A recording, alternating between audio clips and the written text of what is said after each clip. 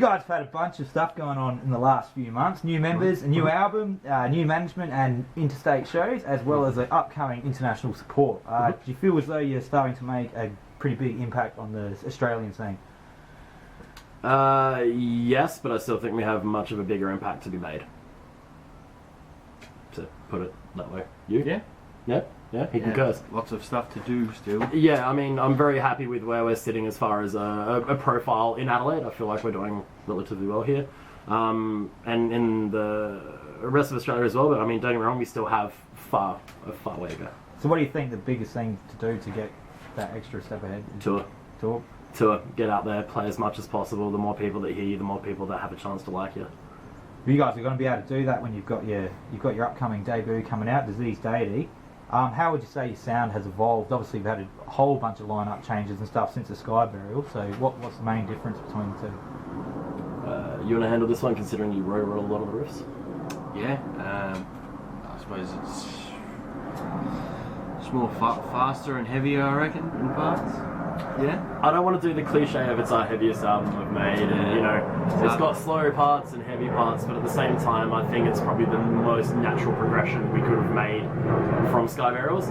At the same time, it is a bit of a departure from Sky Burials. I would say there's less of a proggy, sporadic influence. The riffs are probably a little bit more straightforward, but at the same time, though, the one thing I've always been proud of our sound is nothing is predictable. So you'll listen to it and go, huh? And then at the same time, though, the next thing will have a groove or a riff that you can lock onto really nicely, and it sits well. So it is our heaviest but most melodic thing we've done yet, though. So tell us a little bit about the writing process. Obviously, you wrote most of the riffs, but Jack he's joined recently, and obviously you have a big part of the writing and lyrics, and so yeah, just tell us a little bit about that. Yeah, well, everyone sort of brings in ideas. I've brought in a fair few ideas, but once we bring ideas into the jam space, they all get tweaked, and everyone puts their 2 cents in, kind of thing, and it gets made a bit more original from that. But Jack's been great. He's obviously a lot younger and more inexperienced, but he's an insane guitarist. And his leads on the album are just incredible, so that's something to check out for sure. And he was actually an ARMI student. Did he write those leads? Yeah. Yep. Awesome. And got majority of them in one take, and then once we were like, that's perfect, don't do it again. Of course, he's a classic, great guitarist and wants to go through and redo it, and has to be 100%. So did you write the lyrics? Yes. And was there a particular theme? No, how I usually write is I'll think of a theme for whatever song it is I'm going to write. So for example, on there we've got a song called Sea of Dead Trees, and that's about the forest at the bottom of Mount Fuji in Japan, essentially where everyone goes to kill themselves or to commit suicide, if you will. So what a badass topic to write a song about, thus Sea of Dead Trees kind of became a song. Other than that, there's no real overruling theme. If there is, I'll probably say it's going to be the usual one of, kind of you are your own person and go forward with whatever it is that you really feel is your own moral upbringing and run from there. You've also filmed a film clip for the album. I hear it's pretty crazy. Can you tell us a bit about it? Do you want to take that one? It was filmed on location just here. In your backyard. Yes. No, it came out really well though. It was definitely a very full-on experience. We basically put a call out on Facebook asking any friends if they wanted to be in a film clip. Nothing was too extreme in the ways of silliness or whatever you wanted to do. Asked people if they wanted to dress up. We had a bunch of people wear full-on suits and cigars and smoking jackets and pipes to... God, one person actually looked like he came straight out of Compton, to put it nicely. Holding a gun and a knife, and yeah, there's bogans and tomato sauce swigging. Yeah, someone sculling a bottle of tomato sauce, and yeah, it's pretty crazy. I don't quite know what to make of it. So when are we going to see that? Should be out next week. We're hoping in the lead up to the launch, so it should be ready around about then. Yeah, we got the first draft back the other day. It's looking pretty good, so it shouldn't be too far off. Just some minor tweaks to go on. It should be ready to go. Cool. And another thing you guys have done is you did a cover of Death song Symbolic. How come that's not made it onto the album? Purely, we probably left it a little bit too long to actually probably get the rights to put it on there. It was always a plan to put it on there. Anyone that knows me knows I'm an absolute rabid Death fanatic. I love that band. So my biggest thing was I obviously wanted to put that on there, but we were so focused with the album artwork, the album itself, the mixing, the mastering, that we literally left it too late. So it was either we have an album that sounds fantastic and we lose a song which we were still able to put up for people to listen to anyway, but unfortunately it doesn't make the cut of the album, or we put it on there and God knows what would happen to us, and we didn't really feel right doing that because we didn't get a complete yay or nay from the licensing, so yeah. So obviously in future you're going to have a lot of help with this sort of stuff. You just signed a deal with Truth Inc. What made you go with them? Professionalism and friends would probably be the best two ways I'd put it. We know the guys really well, so when they approached us, we were definitely open to talking to them and working with them. So I mean, it was never a decision we were going to take lightly, as I'm sure it wasn't on their end either.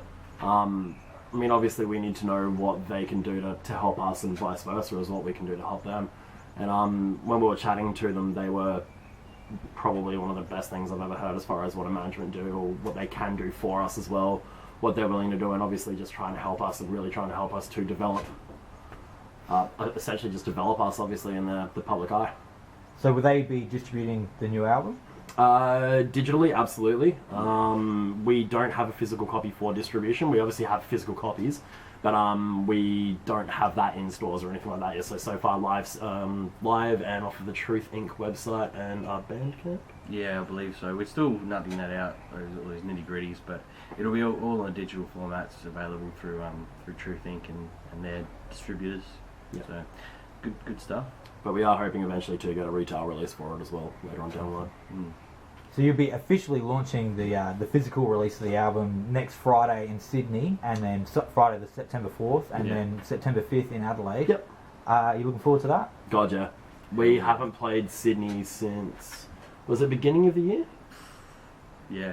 Yeah, at the beginning of the year or like real mid-year, so we're really hungry to get back. We're playing with great friends of ours over there as well, and Claim the Throne and Demon Pyre, and we're even bringing Demon Pyre over here as well to play our launch on the following day, so it'd be great to see those guys again.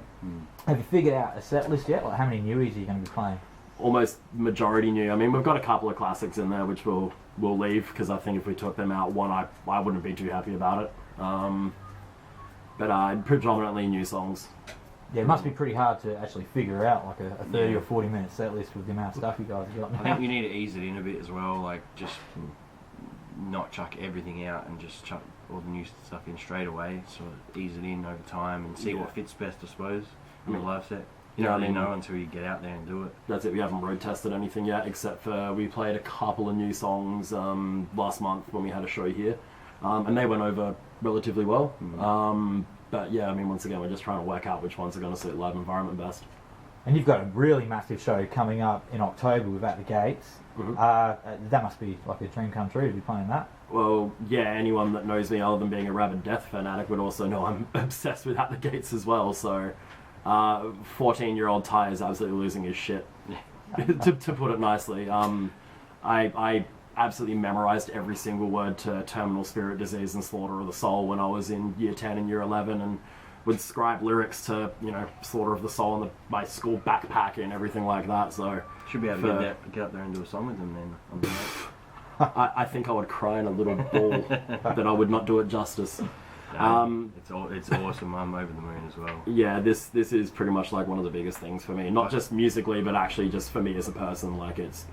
pretty big. It's bucket list shit. Yeah. Alright, so just to finish up, what are your plans for the rest of this year and beyond? Tour. Yeah. Tour. We've got these dates. It's locked in, like the Sydney one that you mentioned in the launch. We're playing a pretty good show in Melbourne on October 10th. Trying to tee up a Brisbane show, hopefully that looks like it's going to happen, hopefully in November, if it does happen. Yeah. Got another couple of dates organised in December as well. I think we're heading back to Sydney as well. And then from there we'll regroup and get a full tour plan going on. Hopefully head to Asia at some point early next year. Yeah, talks for going Southeast Asia in April as well, so hopefully that'll that all happens and goes ahead. So onwards and upwards, as they say. Beautiful, huge. All right, well, good luck, guys, and thanks for taking the time to speak to me. No worries, man. Thank you, brother. Cheers. Cool.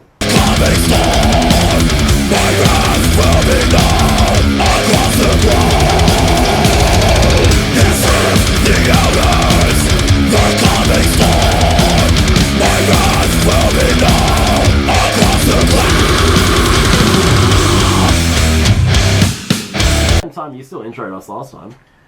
Did I? Yeah. You're like, all right, here I am having a chat with Voros at the front of. Okay, so that's totally That's the what you intro sound like right right there. So, You son of a bitch.